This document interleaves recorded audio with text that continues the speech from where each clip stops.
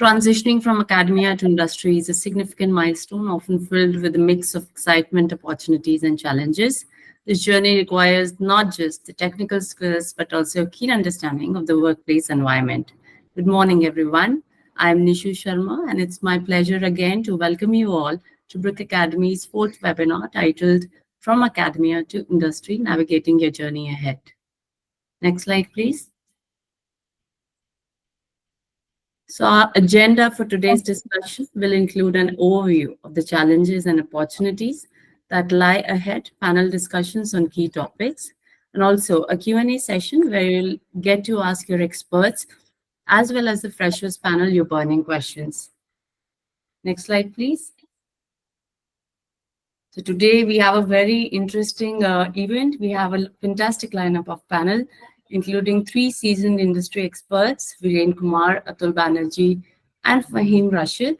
So we want to let you know that Viren is joining us from India, whereas Atul and Fahim are joining us from UK.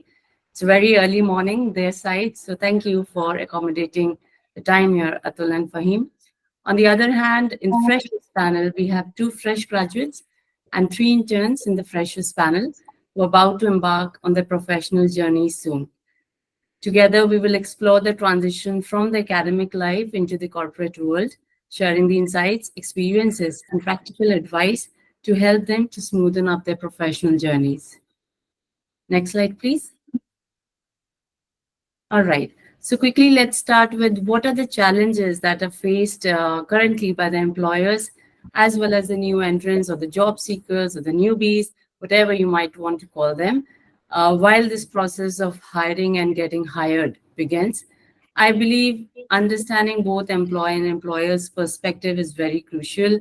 Fresh graduates need to be aware of what the employers are looking for, while employers must understand the needs and expectations of the new entrants to create a mutually benefit working relationship. I think by bridging these gaps, we can foster a successful and fulfilling career transition. So let's quickly embark on today's super exciting interactive webinar organized by BRiK Academy. I think we can hear the challenges from both the experts panel as well as the freshers panel. Over to you guys.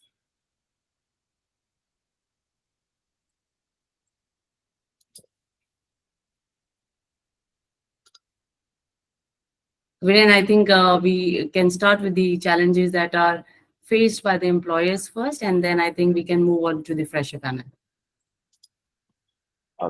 Thanks, Nishu. And good morning, everyone, from wherever you are joining. As you might know, my name is Viren, and I'm the co-founder and managing director at Next. When we started the company, and perhaps this question came in my mind again and again, why we need another consulting firm within this domain. And before I answer the question why, I'll give you a little background. The whole journey of knowledge centers or offshore centers started somewhere around 20 years back.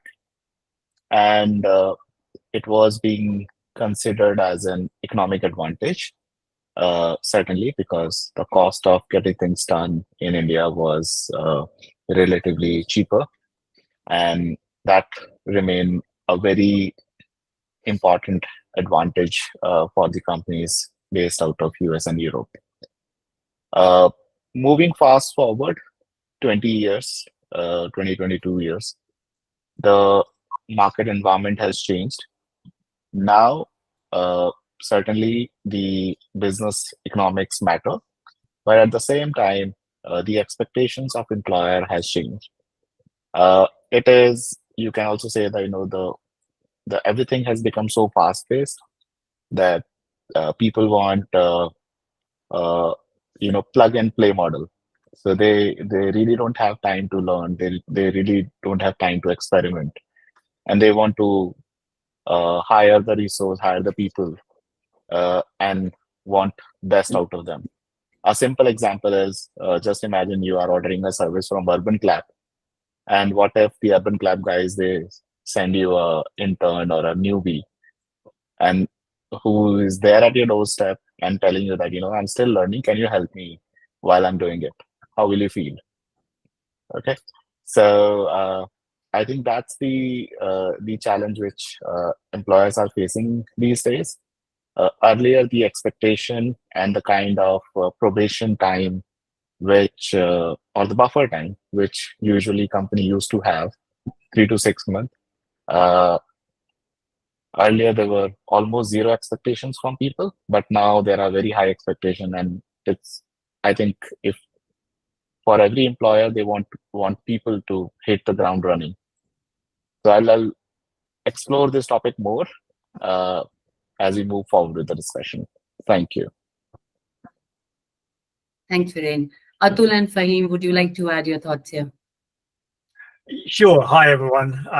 So in my background, I worked with a few startups, and I also ran a practice in a consulting firm. And there are two examples where I had to build a team. So one of the startups I had to build from scratch, up to 12 people, which doesn't sound great, but or huge, but in a startup, you're starting with very small amount of funds. And my experience of getting CVs and trying to find the right people was quite challenging, because after a while, every CV looks the same.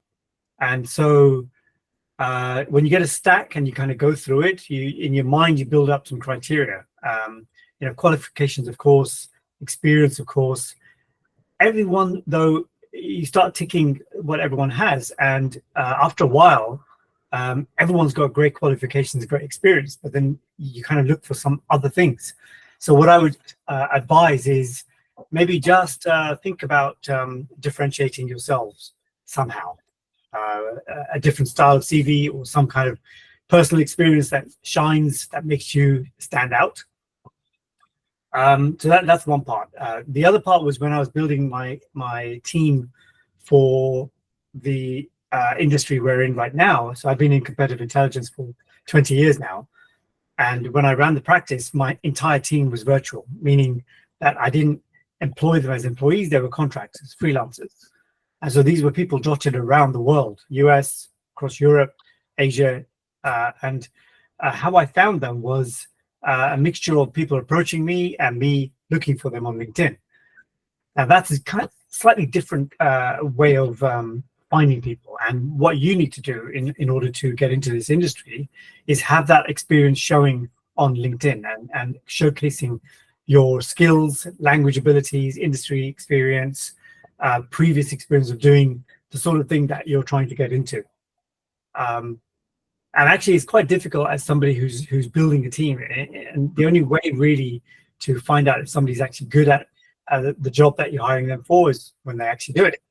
And I've come to realize that in the field of competitive intelligence, it's not really the long list of academic achievements. That's the most important thing. It's the ability to think on your feet, to quickly learn different industries, different therapeutic areas.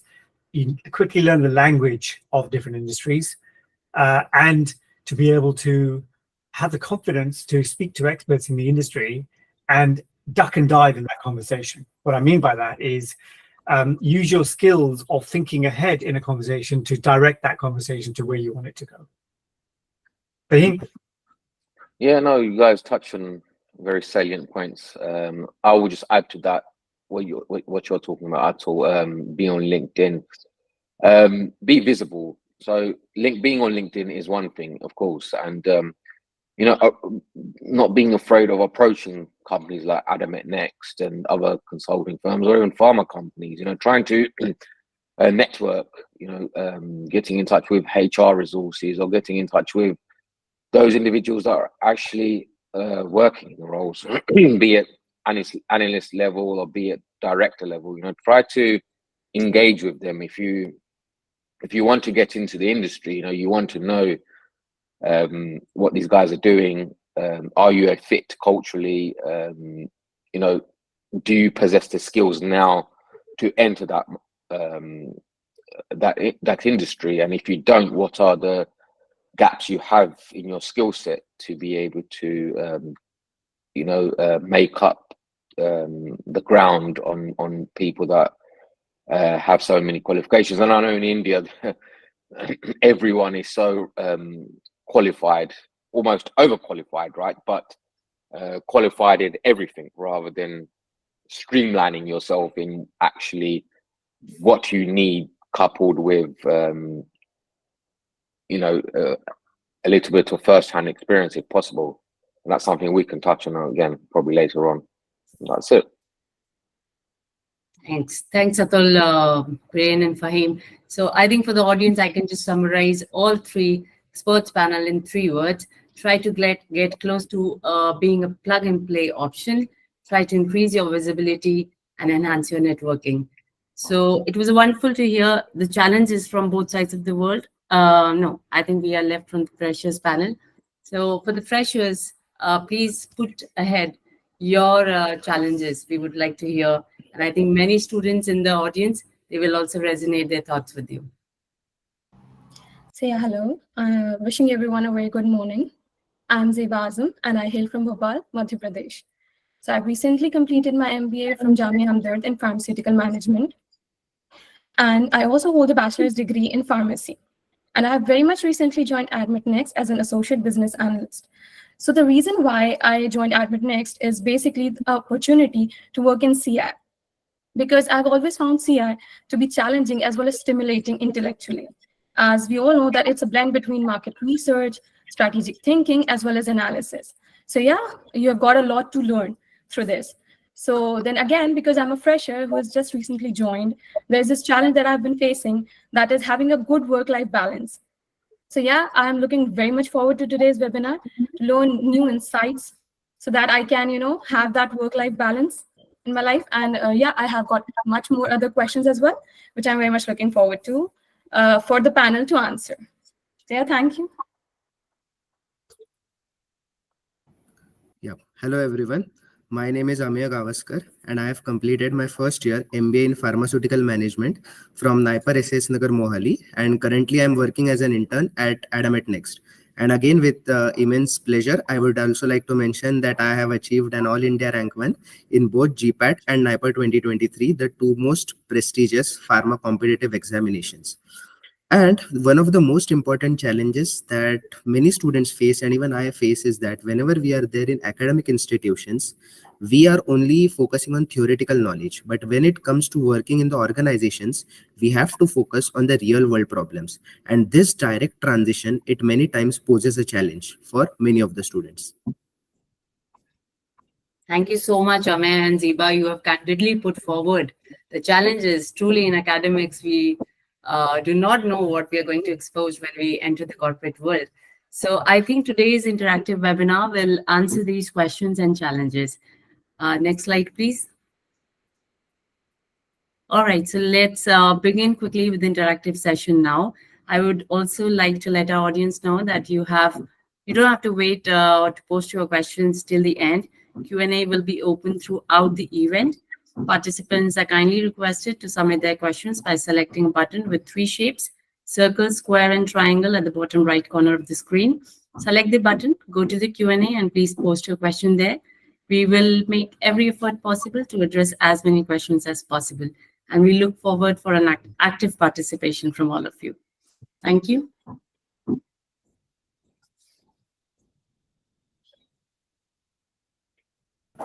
So I would like to take up the first question over here.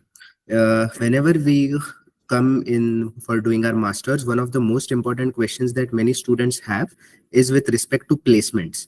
And when it comes to placements, one of the major doubts that students have is what are the recruiters looking for? What are the specific qualities? So I wanted to ask you all, what are the specific qualities that you look for in students whenever you hire them for your organization? So I'll take up this. So the most important quality which I appreciate and I also recommend my hiring manager is the learning agility. How quickly these people, whomsoever we are hiring, how trainable they are. And unfortunately, academic grades are not the reflection of high learning agility. Okay, because academic grades, they appreciate students. They rather appreciate cramming. Uh, if I can speak, okay, and I'm not generalizing it, so uh, don't challenge me. But that's my perception. I can be wrong. So how we can actually evaluate somebody's learning agility? It's primarily what are the activities people have done in the past proactively. For example, it could be learning a new skill, reading new topics, and we are seeing that how quickly you are adopting the technology. For example, chat GPT, how you are becoming familiar with the new topics and how you are familiar for it, because we are all are pharma professionals. And so let me also answer why we prefer people who are coming from biotech and pharma background.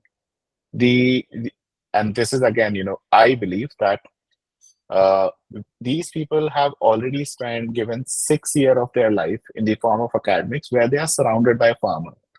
So first of all, when you pick these people, they don't feel alien in our ecosystem, pharmaceutical business ecosystem, and you can actually build on top of it. So that's more important rather than picking an engineer, putting in pharma, and making them understand what is the difference between capsule and a tablet, and what is the difference between IV and intramuscular injection. Okay, so learning agility is must. And another two things which I would highlight is the communication skills, because we are primarily working with offshore clients.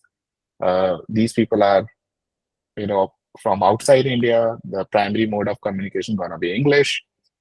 Uh, and the third thing is hit the ground running, which means if you are trying to implement your Indian pharmaceutical and healthcare related understanding, if you are coming with that baggage, then it will become very difficult for us to first clean the slate, make you understand that how US and Europe are different from India.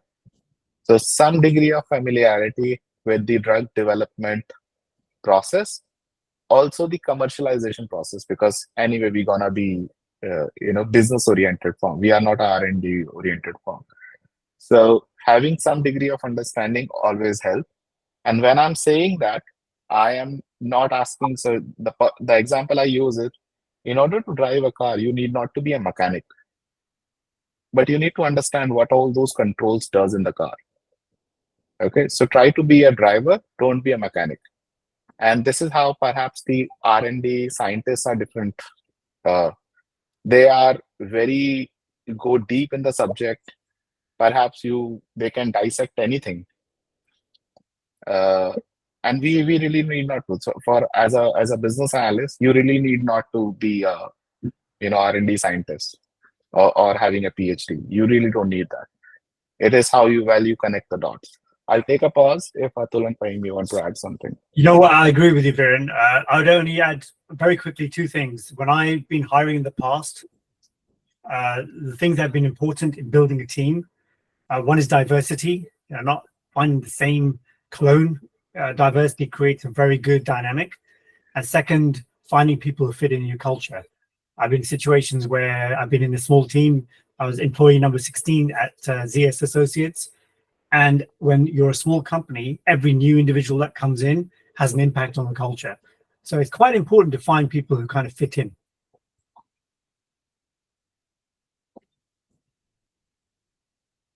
No, you guys have hit the nail on the head. I don't think I've got anything else to add to that, to be honest. All right.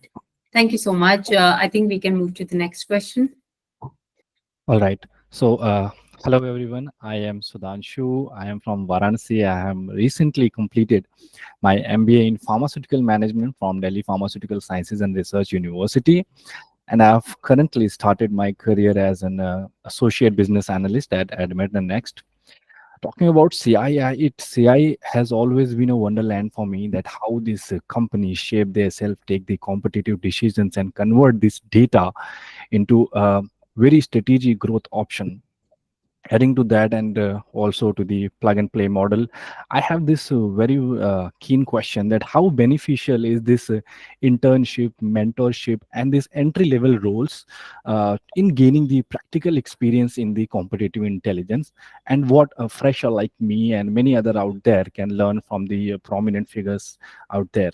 I'll just take the soft side to this question, and then I think you guys got more experience, Viren and Atul.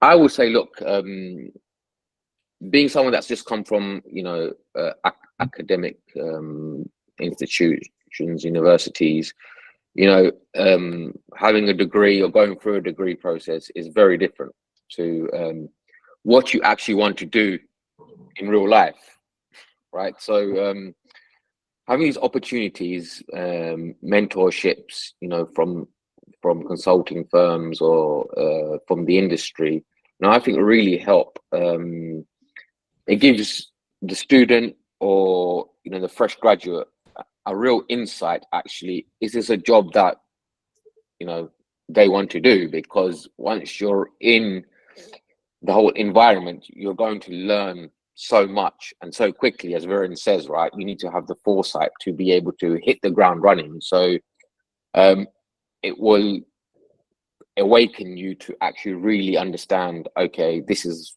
this something I really want to do? And the learning is so fast paced. I remember when I started my first role, because the farm industry is so complex in that there's so many indications, so many therapeutic areas. There's lots of strategic questions that our clients want to know. The learning is immense. So if you have the ability to have a mentorship, I think it's a great way to introduce yourself to the industry. Yeah, absolutely right, Fahim.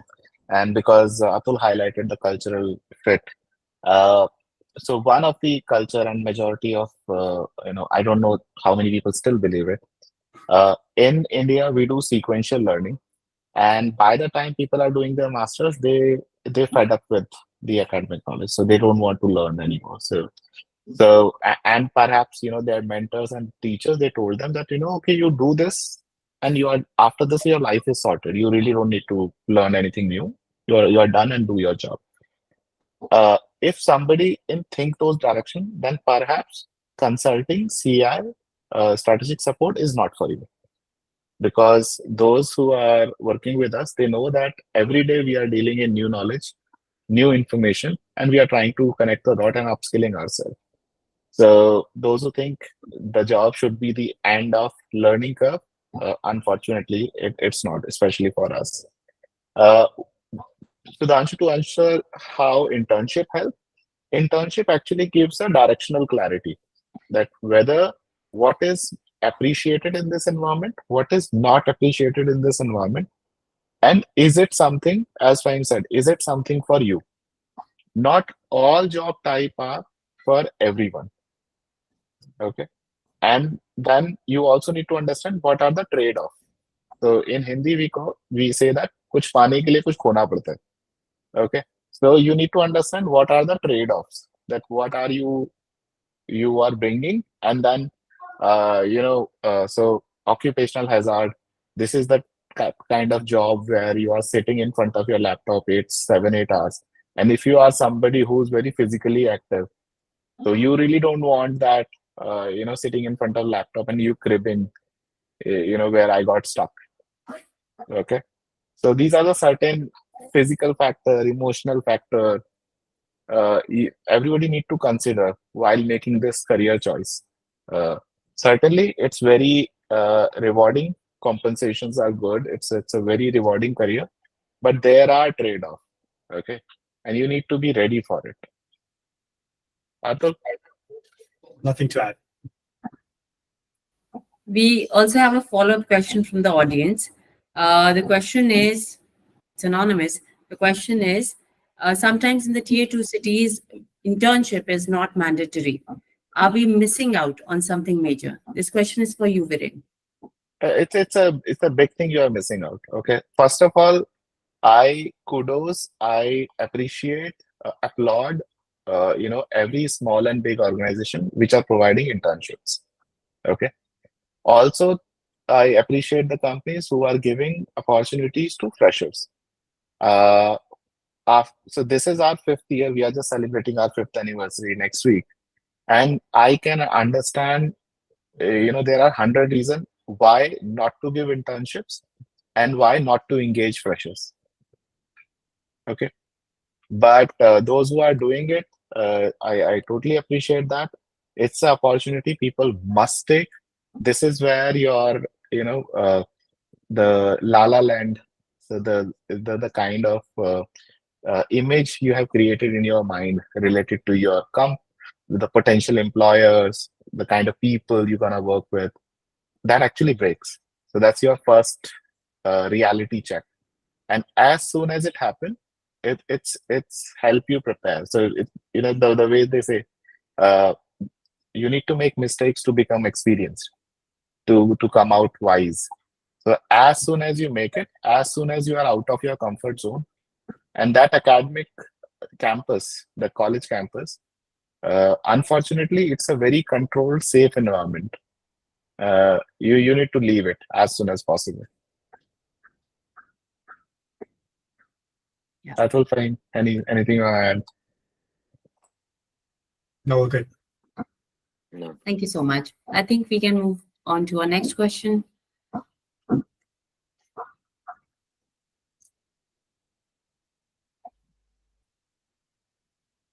Go ahead, Robin. Hello everyone, a very good morning. Myself Robin. I have completed my bachelor's in pharmacy from Rohtak, Haryana. Basically, I hail from Sirsa, Haryana. And after completing the bachelor's, I got All India rank 33 in NIPER JEE exam, because of which I got admission in pharmaceutical management MBA program in NIPER Mohali. After completing the first year, I'm here at Adamet Next doing my internship. And the question from my side is that what basic understanding and knowledge should I come prepared with before interview process or joining the organization?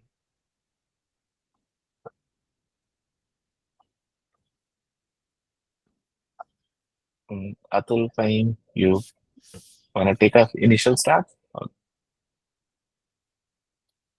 Fahim, you've I think you've experienced interviewing and joining, earlier than I have. It was a long time that I did it. What do you think? So the question was what you can take from How you can be better prepared for interviews? Oh, okay. So I'm trying to recall when I did my interviews, and I think seeing my wife do her interviews in recent times, I think if I was to compare what I did and what she's recently been doing is know the company really well, know the company inside out. Someone like Viren will probably most likely grill you if he's in the interview room. And so tell me about Adamet Next. Tell me something that I don't know about my own company, and I think that's very important. That almost shows initiative, that you are willing to go that extra mile to understand where you want to step into. So the best way to show that is actually if you know the company inside out. So how I used to do it, is obviously traditionally websites, interviews that people in the organization may have done, and even, like I said, reaching out to people that are already there, through connections. Nowadays, like I've seen my wife do it, is use ChatGPT, so it shortens the whole journey and the traditional method quite quickly. So and that gives you an insight as well, So point being, whichever route you do take is knowing the company really well. And even before your interviews, spoken to a few people, because as Viren mentioned before, culturally, there will be questions to ask about your characteristics, and the interviewer will want to know what kind of person you are. So if you can align already these soft skills or these characteristics, A, B, C, D, and they already align with a company like Adamant Next. Now you're already well and truly differentiating yourself and actually being an attractive proposition. Thanks, Fahim. I have a very simple answer for this. Look out our values and behavior and see that can you resonate with them. There are, agile learning, agility, collaboration, boldness, and instead of say it, show it. And what I mean by show it is give example. You know, and I think coming back to the resume part, a lot of people they don't put a lot of emphasis on their resume, but resume is a wonderful tool where you can show your skills. So uh, even when you are looking at somebody's resume, you can make out that how much effort this person has made. Okay, if it's an extract of LinkedIn, or is it? I remember, and then this is being a while when I interviewed. I think one of the major different thing which I did, I built my resume in PPT first time because at that time it was very easy and adding some graphics to demonstrate people that how proficient you are with MS tools, Word, PowerPoint. So that was, and then I think it also delivered result to me because uh, uh, as Atul said, within the crowd you all look same. So even you do a 0.01% extra, it can make you stand out. And on that point, actually, I'll throw in something else. It's been a long time since I've had to interview myself, but I remember in the times that I was, the ones that really stick in my memory were questions which were not related to the job or the work at all. They kind of probe into your values, your philosophy, your knowledge of world events, how well read you are, how on top of certain items of history you are. So I would advise, of course, it depends on who's interviewing you, but yeah, just kind of think a bit more broad about reading on different things. Viren, I mean, one of the things I admire most about Viren is that he's so well read. He's got knowledge of a whole breadth of things, and that you can see that when he talks, he brings these anecdotes from all over the place. So that shows that somebody is actually is not narrow in their thinking, and in a job, you want somebody who's able to think broadly, not narrow. Yeah, thank you, Atul. Just to also add, my favorite question is I ask people, tell me your story. And unfortunately, people start reading their resumes. So please understand your resume is not your story. Your story is from where you spent your childhood, how you have, everybody is over 20s. So, and you are an individual, you had a wonderful journey.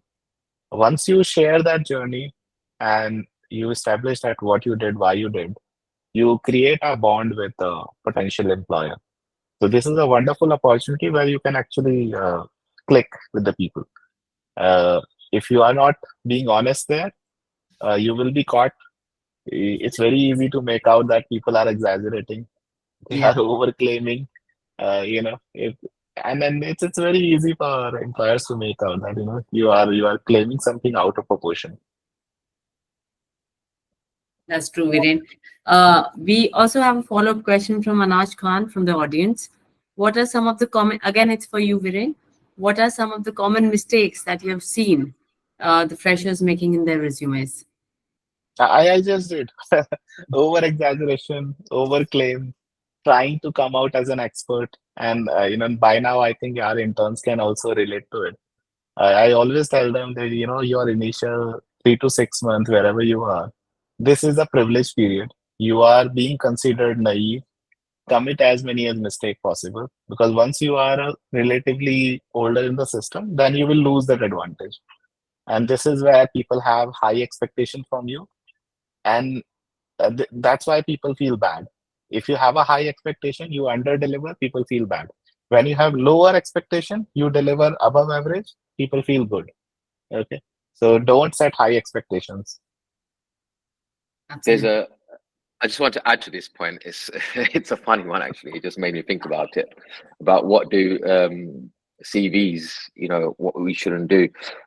Here in the UK, there's a show that's been running for, I guess, almost a decade now, and it's from a business person. I don't know if it's aired in India, or there's a similar kind of show, but it's called Apprentice. Some of you may have come across it, and the guy behind it, I think they have one in America where Donald Trump's done it as well.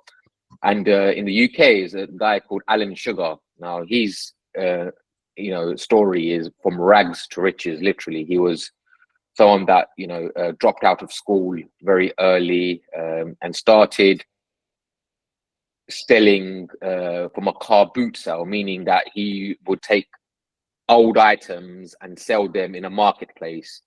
And that's how he started becoming confident in his skills in being a salesman. And fast forward, 20, 30 years, he was able to buy a football team.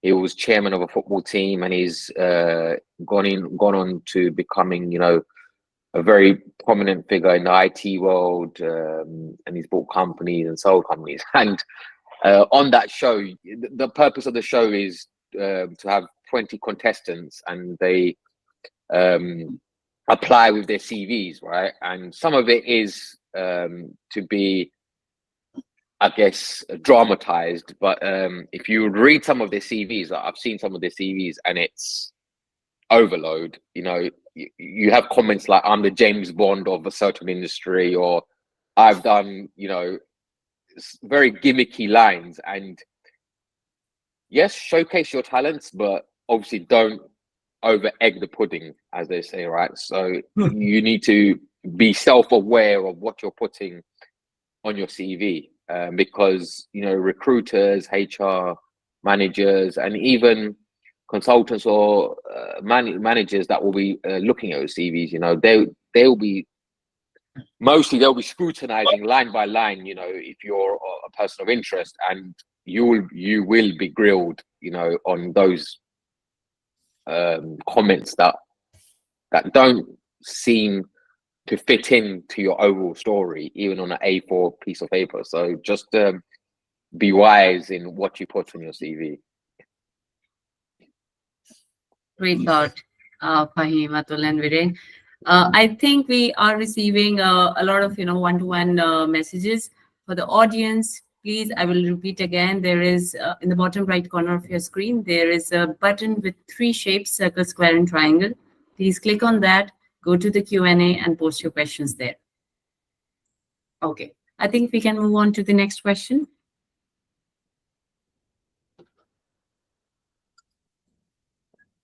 Go ahead, Siba.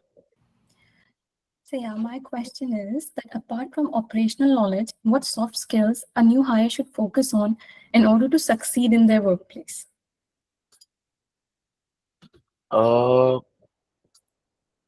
If I can say that, so when you are starting fresh somewhere, you are obviously surrounded by people. So the utmost important thing is become a trustable person within the group. So use those small and big opportunities to help the people around you. That's a very easy way. Food is a very nice way of breaking ice. So bring food for people, something to chit chat about, break the ice. It is the responsibility of breaking ice is of new person, okay, not the old person. So you do that, build those relationships, and you will suddenly realize that you will never run out of support at the workplace. So it's a little underappreciated or under-recognized skill, but some people are very natural. But especially the introverts, if you might need to learn it, how to become approachable as a personality. Yeah, I think empathy, listening, compromising, and sharing. That's kind of fundamental to joining a new team. Too often I've seen where, this whole saying of knowledge is power, and I've seen it embedded in corporate culture. The soft skills that enable a team to function well is where everyone's working for the same goal. And you have to imagine you're in a boat and you're all trying to row together to go in the same direction. If you're rowing in different directions, you don't go anywhere. Sorry for interrupted. No, I was just about to say, I think one of the soft skills that was always been drilled into me, both in consulting and in industry, is that, take initiative to try something that you don't know or you haven't had experience of, rather than going to someone and saying, look, I don't know what to do, please help me. Your colleagues or your managers may appreciate that you've actually tried something, and then you've gone to them to say, this is what I've done so far. Can you help me maybe to finesse it or give me a little bit more direction? I think that was always appreciated. I'll give you an example. When I was in industry, I wasn't aware too much of Excel or pivot tables, and forecasting, it involves, these kind of skills. And what my managers appreciated is that, from someone that doesn't know anything about pivot tables, that I tried to learn as I was doing it and do my first model. Yeah, it was not the 100% finished article, but trying it by myself and using the initiative really helped my manager to see, actually, he wants to learn and he's willing to go that extra step. But yeah, use your own initiative. You'll have hundreds of instructions, but try to have that foresight in knowing what steps to take. Could be valuable. Yeah. So thanks, Fahim, for your answer. We also have a question for the freshers panel. It's for Sudhanshu and Ziba for the audience. Take your time and answer this. Greetings, everyone. It is from Udit Bishnoi. This question is for the freshers panel. What additional skills did you develop to get a corporate job at a consulting and CI firm like Adamet Next that were not emphasized in academia? Be very candid and honest about the answer. So I would like to go first with this. Though apart from academics, what I have learned, I have gained a lot of internships. I have did various internships while my academics, working from home as well as sometimes going to the office, and learn how to collaborate with people, how to support each groups.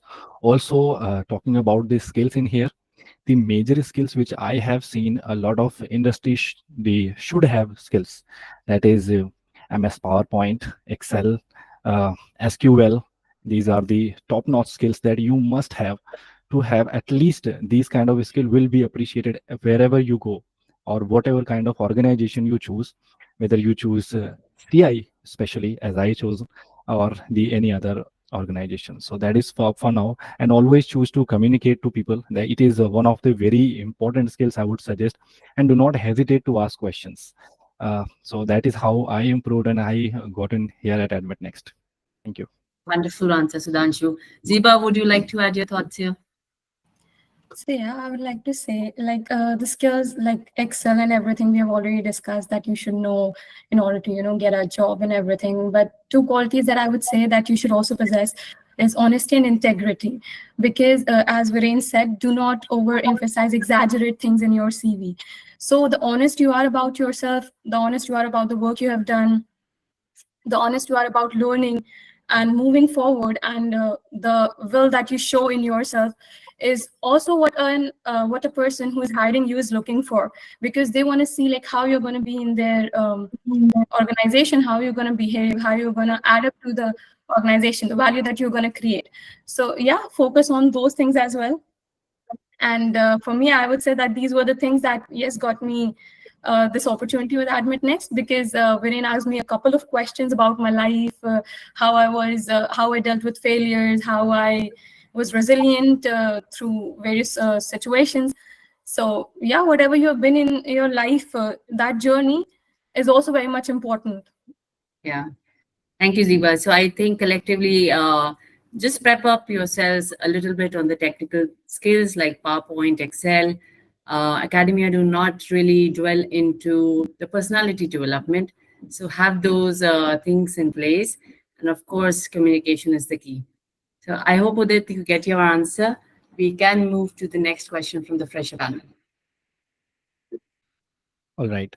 So we did talk about the plug and play models, also the problems being faced by tier 2 and 3 cities. So I would just like to very quickly add this question that what kind of practices would you recommend for a beginner with an academic background so that it can integrate and effectively develop the corporate skills, facilitating in a seamless transition with the academic things? Okay, let me start with. So people need to set a goal, uh, and then let me give an example. So you must have seen people are building, creating those big structures, the building around you, right? So we all know in order to create a building, apart from the raw material, what is the maximum job a building can create? It's basically the in large number you require the laborers, okay, and perhaps a group of engineers, right, an architect, and you have some degree of idea that what is the proportion of labor versus architect. Okay, architects are 4 or 5, labor could be 400, 500, right?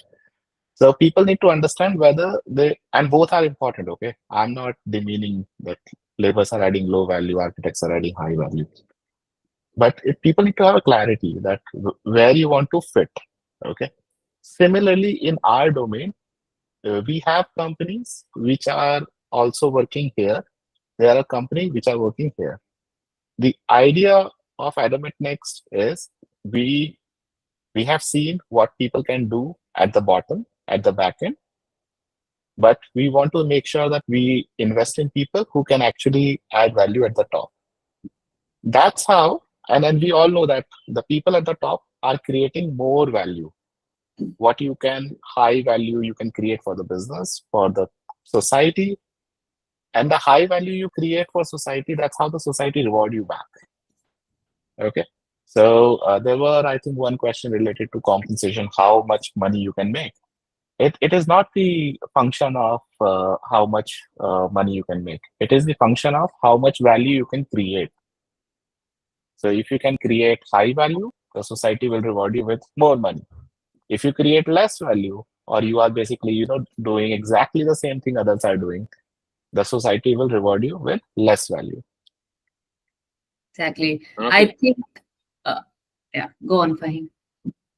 No, sorry, I just want to quickly add to that point. I think it's very important, Varen's mentioned. I think getting to that high value end of the spectrum, you need to learn to walk before you can run.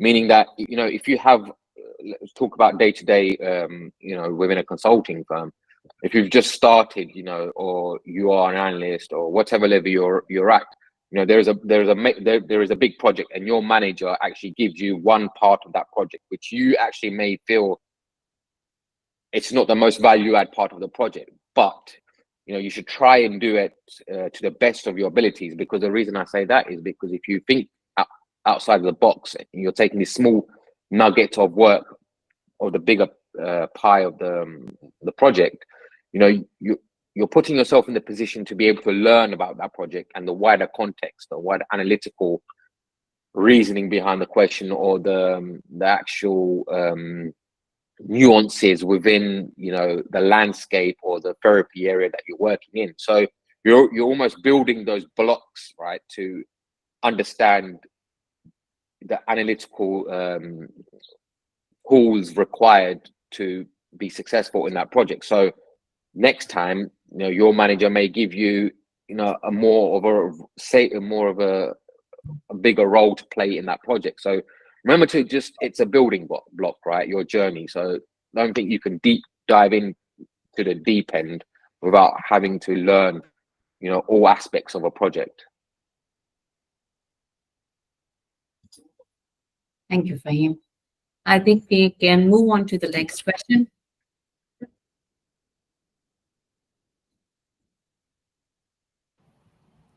Go ahead, Siva. Your So- hand is up. Yeah, I just want to ask another question. Like Fahim talked about networking earlier. So I want to ask, like, how can you effectively network in the CI field in order to open up more career opportunities for yourself, like as a fresher? That's quite a challenging question. People with experience, what they do is use LinkedIn to connect with other CI professionals to let them know what they do. That's one way I've created a team internationally. As a fresher, I mean, you can try and do the same thing, you know, try and connect with lots of different consulting firms and agencies.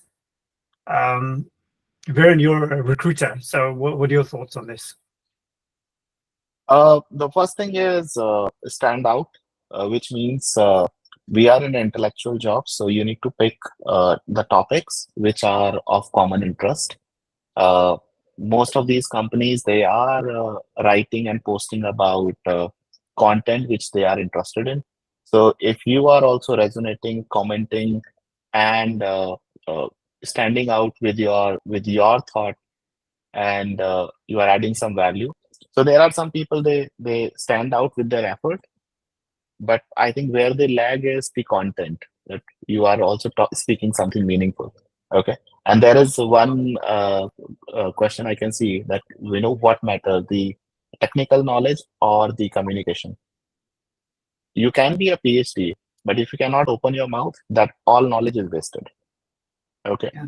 So if you cannot talk about it, I'm sorry, it doesn't matter how technical you are, how technically sound you are, it doesn't matter. World will not know it. I would go a step further. Yeah, there's the age of LinkedIn. My age, or Atul's age, was to, I guess, pick up the phone or send emails to people. I would even go a step further than that. If I was in your position now, you know, India's a vast country, and there's probably so many well-educated, you know, graduates. If I'm living in Hyderabad, for instance, or wherever city you're in, and there's organizations like Adamant Next, I would even turn up. I would turn up at the door, knock on the door, and say, "Hi guys, my name is so and so." You know, rather than connect on LinkedIn, I wanted to interact face to face. Here's my CV, and here's why I would love an opportunity if there's one going. You know, and then be able to. You may get kicked out of the door because you don't have an appointment, but hey, at least you've tried. And I think some employers actually will see that as valuable, that you've taken your, you know, you've thought outside the box, and you know, you're willing to be able to put yourself in that situation. I would even think outside the box like that. I mean, here in the UK, in London, there's been success stories, for instance, where fresh graduates have gone to you know, very busy train stations, you know, where there's corporate people flowing in and out of peak times. And I remember one case where someone had a big sign, you know, he was standing there next to the elevator, and CEOs or MDs would be walking past, you know. He had a big sign, a very quirky message. I can't remember what the message was, but he got noticed, right? You can imagine the influx of people that are going to work, you know, at busy times, and you know, he's standing out rather than being, you know, in the electronic minefield of CVs or through emails. He was there physically, and he got a job. He got interest straight away. Why don't you come at this time, or let's go for breakfast? Talk to me about your story. Yeah. You know, think outside the box. I think Nisha remember that last year, I believe, we had this immediate project, and we needed, you know, some very quick hire. And then immediately we hired 6 people, and there the availability was more important, that, you know, can you be in Hyderabad in next week? And those who said yes, they were immediately hired. So sometimes, your availability, accessibility is more important than how knowledgeable or contentful you sure. are. Absolutely.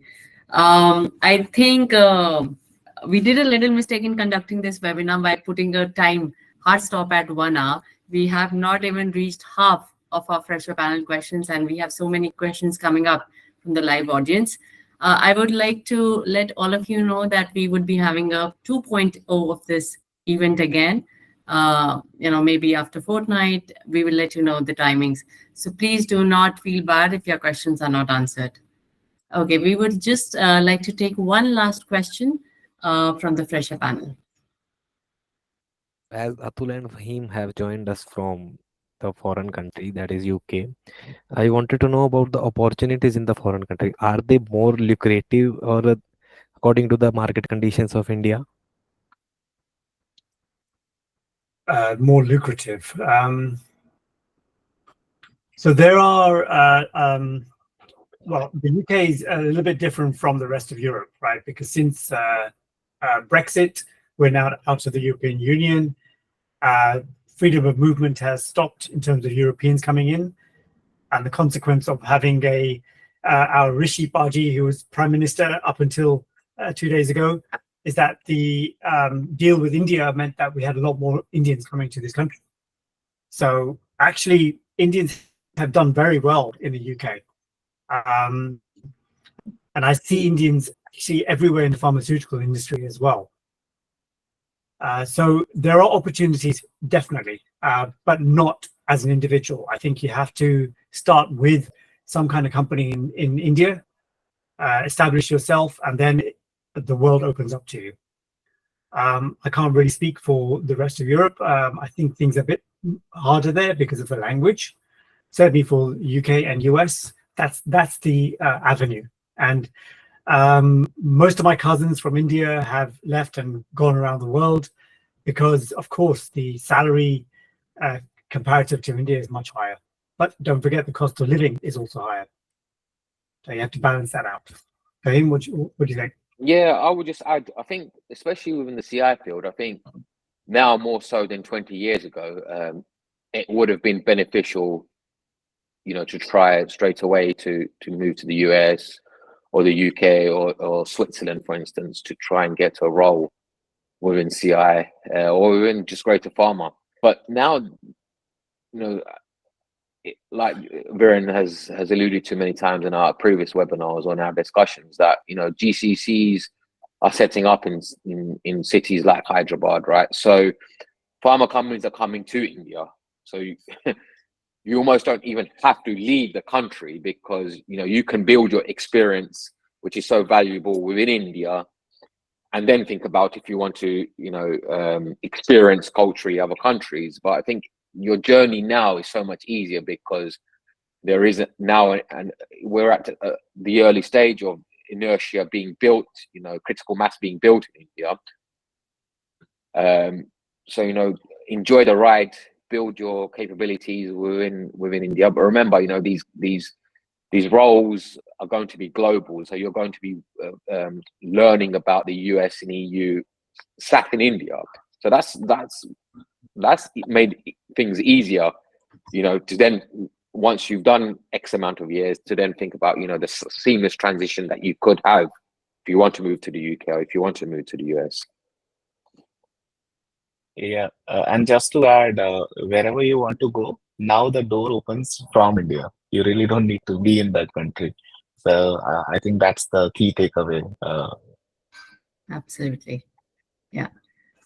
I think we have reached a hard stop. To close, I would like to thank our experts, panels, our fresher graduates and interns, and all of you lovely audience for your active participation. Your insights and questions have made this webinar truly enriching. I hope you leave with a clearer understanding of how to navigate your journey ahead from academia to industry. For those who have missed out on any part of the session, the recording will be soon made available on our BRiK Academy YouTube channel. We will also be circulating a very short 3-minute feedback form with all of you. Please fill it out. It will help us improve. Thank you so much. Happy weekend and all the best for your future endeavors. Thank you, everyone. Thank Happy you. weekend. And thanks, Atul and Sai. And thank you, the Fresher panel. Thank you. Thank you. Bye-bye. Thank you. Thank you, everyone. Thanks. Bye. Thank you for the privilege of today's webinar, everyone.